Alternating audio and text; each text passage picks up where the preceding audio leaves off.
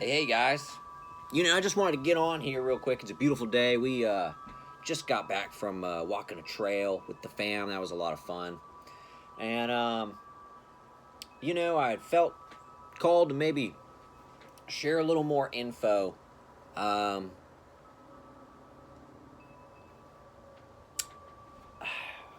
about some of the, some dark stuff, guys. Specifically about pedophilia. I share these messages and I share these experiences because, I've went through it. I've seen it, being a victim, being trafficked through the ring. And when you go through that and you survive that, because let me tell you, it can get deadly when you get caught in those kind of things.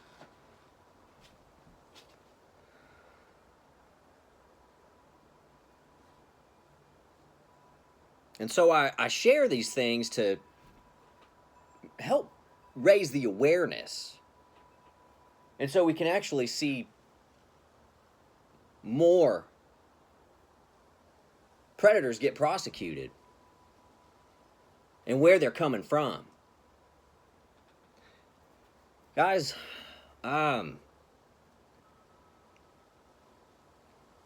pedophiles work in a group. I would honestly say that it is rare incidents when it's just some random isolated case. Most of the time they're in a ring. They know other pedophiles. The thing about this, guys, is it's actually like a family practice. There will be whole families that will practice this. And their family will have done it for a long time.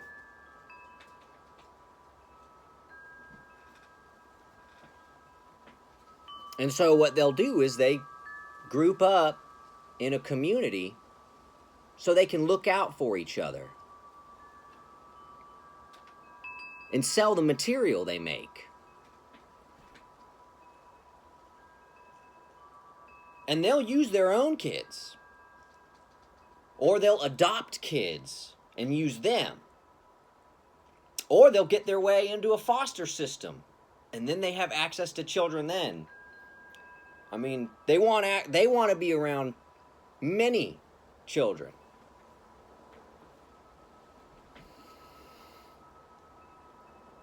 And they'll have different tastes, to say it. Some of them, not all of them, like teenagers. Some of them like them real young. And that's the sad reality of it, guys, is that these pedophilia cases are more than just isolated incidences. Most of them, I would say, are involved in a ring. Yeah. Yeah, because it takes a lot to be able to pull a lot of this off and get away with it. So what are some things to look out for if you're an investigator, right? Well, one thing I would do, okay, is looking at family photos. I'd get the family photos from your victims and from the perps, okay, when you collect your evidence. And I'd start looking through these family photos. And some things that I'd be looking for are what they're doing with their hands. Y'all, these groups, these pedophiles, they operate much like a gang. And what you see in gangs where they throw up hand symbols and all that, they do the same thing in their group. They do this to show affiliation. Because you don't just talk about this stuff openly.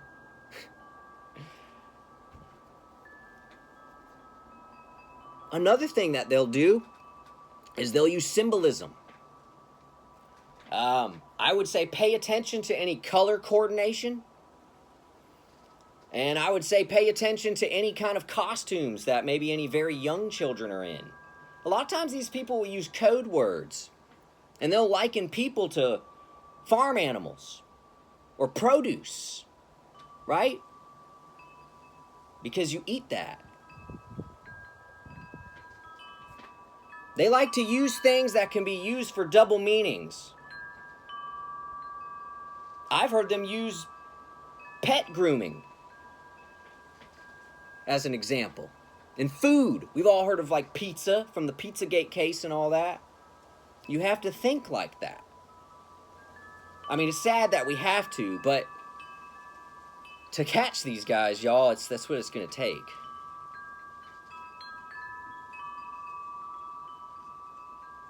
And so what they'll do, you know, pay attention when you see some family photos, because a lot of times they'll dress their little kids up as like produce or flowers, because they're saying more than just the picture. It might be an advertisement. It's sick.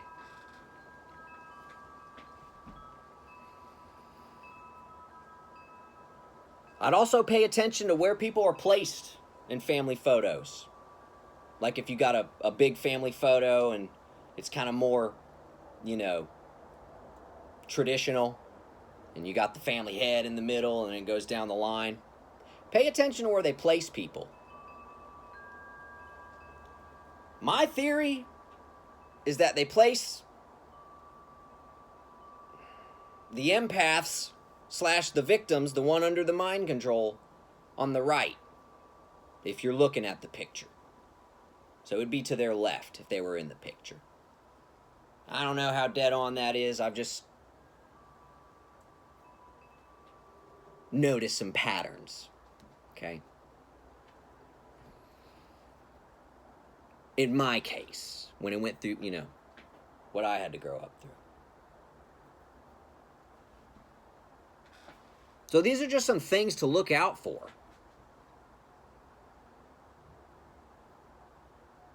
I'd also advise and tell you that you're going to have to be patient with the kids that are victims because they've been pressured and brainwashed into silence. You have some who have been scared into silence because they've seen traumatic things. And then you have others that are rewarded for their silence. And so they act as like enforcers in a way. And you have to figure out who's who. But usually in these dynamics, there is one or two goats, you know, that they sell to each other. And then typically everyone else in the family or in the ring who's not under that role will be aware in some way of what's going on. A lot of times I would say the children, you know, they're pressured into doing more because they're afraid of not listening to mom and dad and what's going to happen if they do. And they've also convinced them that if they tell anyone, that it's going to be worse than how it is now. So you're going to have to get over that obstacle.